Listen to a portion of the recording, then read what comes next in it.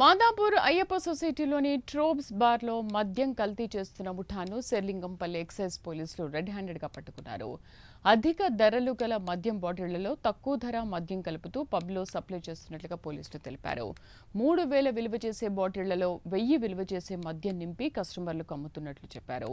కొద్ది రోజులుగా మద్యం డిపో నుంచి మద్యం తీసుకోవడం లేదన్న అనుమానంతో చెక్ చేయడానికి వెళ్లిన అధికారులు దందా చేస్తుండగా రెడ్ హ్యాండెడ్గా పట్టుకున్నారు. 1.48 లక్షల విలువ చేసే మద్యం బాటిల్స్ సీజ్ చేయడంతో పాటు పబ్ లైసెన్స్ యజమాని ఉదయ్ కుమార్ రెడ్డి, మేనేజర్ సత్యనారాయణ రెడ్డి, పబ్లో పనిచేసే వ్యక్తి పునీత్ పై కేసు నమోదు చేశారు. ఈ కేసును ఛేదించిన టీంను ఎక్సైజ్ డైరెక్టర్ కమలాసన్ రెడ్డిని అభినందించారు.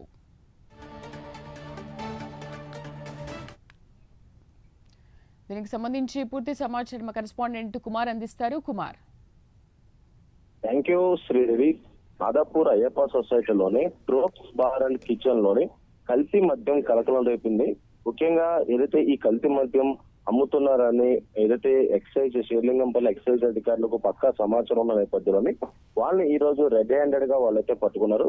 అధిక ధరలు కలిగిన మద్యం బాటిల్స్ లోని తక్కువ ధర కలిగిన మద్యం కలుపుతూ పబ్ లో సప్లై చేస్తున్నట్లు కూడా ప్రస్తుతం అధికారులు కూడా గుర్తించారు. 3,000 విలువ చేసే బాటిల్ లోని 1,000 రూపాయలు విలువ చేసే మద్యాన్ని నింపి కస్టమర్ కి అయితే వీళ్ళైతే అమ్ముతున్నారు. కొంతకాలంగా ఎటువంటి లైసెన్స్ ఏదైతే ఫీజు లేకుండా పబ్ లో ఈ పబ్ అయితే నడుస్తున్నట్లయితే ప్రస్తుతం తెలుస్తుంది.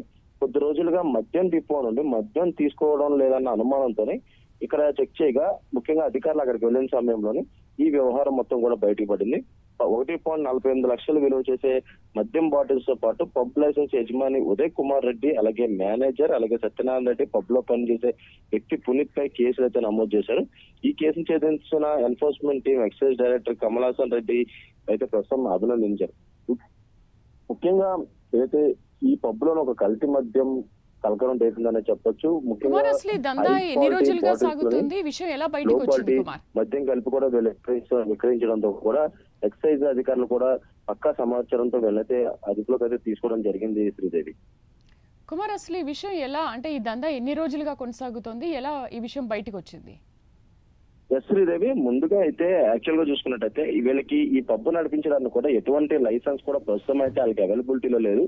కేవలం ఏదైతే దొంగచోటుగా ఏదైతే ఈ వ్యవహారం నడుస్తున్నట్లు కూడా అధికారులు అయితే చెప్తున్నారు. ముఖ్యంగా ఏదైతే ఈ పబ్ లైసెన్స్ ఉన్న సమయంలోనే వీళ్ళు మద్యం అన్ని కూడా కంపెనీ నుంచి అయితే వీళ్ళు దిగుమతి చేసుకుంటారు. కానీ వీళ్ళు గత కొంతకాలం నుంచి కూడా ఇలాంటి అంటే హై క్వాలిటీ మద్యం, అంటే హై ప్రొఫైల్ బాటిల్స్ సంబంధించి మద్యాలు ఎక్కడ దిగుమతి చేసుకోకపోవడంతో కూడా ఏదైతే ఎక్సైజ్ అధికారులకు ఒక కంప్లైంట్ అయితే రావడం జరిగింది. ఈ నేపథ్యంలో అసలు ఇక్కడ లైసెన్స్ లేకుండా పబ్ ఎలా నడుస్తుందనే కోణంలో అధికారులు మొదటగా అక్కడికి చేరుకున్న సమయంలోని అక్కడ మద్యం బాటిల్స్ ని మొత్తం కూడా చెక్ చేయగా ఈ హై ప్రొఫైల్ గా బాటిల్స్ లో ఉన్న మద్యం మొత్తం లో ప్రొఫైల్ బాటిల్స్ లోకి ఏదైతే అక్కడ వేసి కస్టమర్ కి అమ్ముతున్న వైనాన్ని కూడా గుర్తించారు. ఈ నేపథ్యంలోనే వాళ్ళపై కేసులు కూడా నమోదైన ప్రస్తుతం వీళ్ళందరినీ కూడా అదుపులోకి అయితే తీసుకున్నారు. Sridevi. Right Kumar, thank you.